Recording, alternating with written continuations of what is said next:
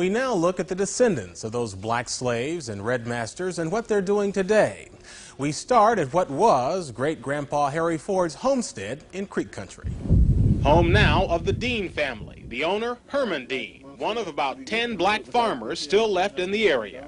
Another was his brother-in-law, 66-year-old Sherrod Parker, the former sheriff of Wagner County, Oklahoma, still living on the allotment his family received from the Creek tribe. Sherrod mainly raises cattle. He says he stayed in farming while others have gotten out because of his dad. He always told us kids, if you take care of the farm will take care of you. We went to the old Cherokee capital of Tahlequah, where the local bank displays its name in both English and Cherokee.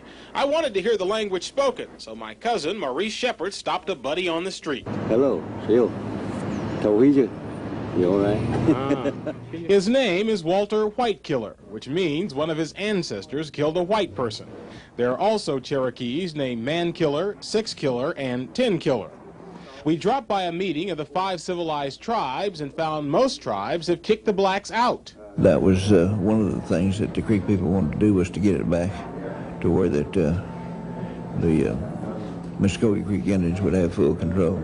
The chief says there were no major complaints, but when the Cherokees did the same thing, 92-year-old Roger Nero filed a lawsuit. And they just rejected us. Chief Wilma Mankiller says she sympathizes that it was not her decision, but my job now is to uphold the Constitution. In the federal lawsuit and appeal, the Cherokees won. But among the Seminoles, the historically close relations between black and red have not changed. We have 12 Indian bands and the 2 freedmen bands. Lawrence Cudjoe, head of the Bruner Band, says it's because Seminoles and their slaves fought together against the U.S. Army. Our forefathers, they died together. And the help that the freedmen gave the Seminoles, the Indians, was so, they made a blood treaty that they, as long as the water flows and the oak tree grows, that they would be a part of that nation. They were just that close. Near Muskogee, we met 76-year-old Napoleon Davis, whose grandparents were slaves of the Creeks.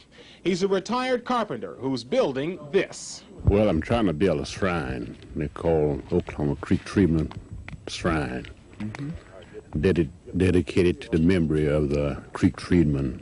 He hopes descendants of Indian slaves will come here to share and record much of the oral history that is so rapidly dying out. We seem like we are people that sit down and wait for other people to write our history, and it's not good.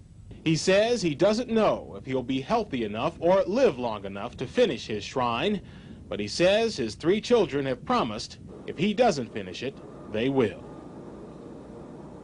Get your pencils ready if you want more information about black slaves, red masters.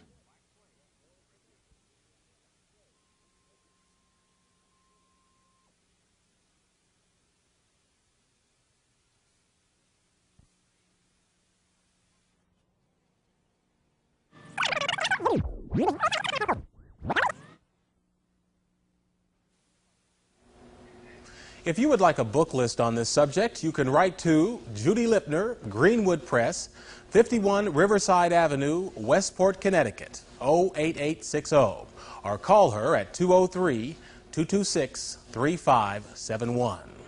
We leave you today back in Oklahoma with Napoleon Davis, his shrine, and his thoughts. I'm Sam Ford.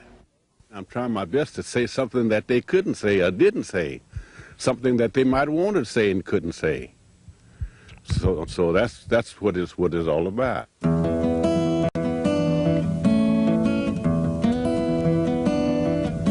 There's one kind of favor I ask of you.